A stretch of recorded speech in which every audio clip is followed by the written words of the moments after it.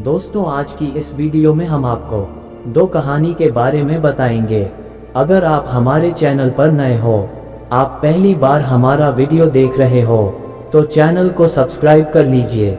गौतम बुद्ध रोज अपने शिष्यों को उपदेश देते थे। बुद्ध की ज्ञान की बातें सुनने काफी लोग आते थे। एक व्यक्ति गौतम बुद्ध का प्रवचन सुनने रोज नियम से आता था और उनकी सारी बातें सुनता था। बुद्ध अपने प्रवचनों में क्रोध, अहंकार, लोभ, शत्रुता छोड़ने की बात कहते थे। बुद्ध के प्रवचनों का सार यही था कि इन बुरी बातों को छोड़े बिना जीवन में शांति नहीं मिल सकती है। एक दिन उस व्यक्ति ने गौतम बुद्ध से कहा कि तथागत, मैं रोज नियम से आपके प्रवचन सुन रहा हूँ, लेकिन मुझे कोई लाभ नहीं मिल रहा है। आपकी सारी बातें सच है, लेकिन मेरे जीवन में इनसे कोई बदलाव नहीं आ रहा है। बुद्ध ने उस व्यक्ति से पूछा कि तुम कहाँ रहते हो? उसने जवाब दिया कि मैं श्रावस्ती में रहता हूँ। बुद्ध ने पूछा, ये जगह यहाँ से कितनी दूर है? उस व्यक्ति ने जगह की दूरी बताई। इसके बाद बुद्ध ने फिर पूछा, तुम वहाँ कैसे जाते हो? व्यक्ति ने बताया कि कभी घोड़े पर, कभी बैलगाड़ी पर बैठकर जाता हूँ। बुद्ध ने फिर पूछा कि तुम्हें वहाँ पहुँचने में कितना समय लगता है? व्यक्ति ने पहुँचने का समय भी बता दिया। इसके बाद बुद्ध ने अंतिम प्रश्न पूछा कि क्या तुम यहाँ बैठे बैठे ही श्रावस्ती पहुँच सकते हो? इस प्रश्न के जवाब में व्यक्ति ने कहा कि गुरुजी, ये कैसे संभव है? इसके लिए तो चलना पड़ेगा, तभी मैं वहाँ पहुँच सकता हूँ। बुद्ध बोले कि हम चलकर ही हमारे लक्ष्य तक पहुँच सकते हैं। ठीक इसी तरह जब तक हम अच्छी बातों का पालन नहीं करेंगे, उन पर चलेंगे नहीं, तब तक हम पर प्रवचनों का कोई असर नहीं होगा। सिर्फ अच्छी बातें सुनने से हमारा जीवन नहीं बदलता है। हमें प्रवचन को समझना होगा और उन्हें अपने जीवन में अपनाना होगा। व्यक्ति को बुद्ध की बातें समझ आ गई और उस दिन के बाद उसने भी बुद्ध के बताए मार्ग पर चलना शुरू कर दिया। बुद्ध के प्रवचनों से व्यक्ति की सोच बदल गई और उसका मन शांत हो गया।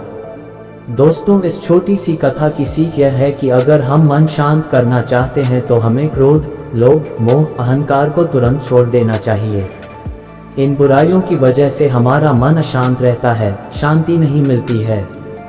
दोस्तों, कहानी में आगे बढ़ने से पहले अगर चैनल को सब्सक्राइब नहीं किया है तो कर लीजिए।